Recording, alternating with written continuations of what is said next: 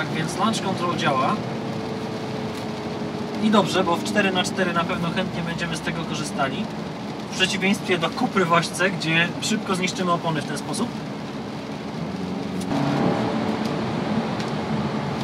No bardzo pewnie, mimo tego, że te Pirelli, te oponki nie są oponami, które są najlepsze na wodę. Tutaj muszę uważać, żeby nie zgubić tyłu, bo barierkę mam zaraz obok. O, właśnie widzicie, już tyły zaczął mi odlatywać. ESP zareagowało, ale no, tył ma tendencję do uciekania na tych gumach. Szczególnie właśnie jak jest mokro, ale też jak było sucho, to wchodząc ostro w ślimaki, takie dosyć wymagające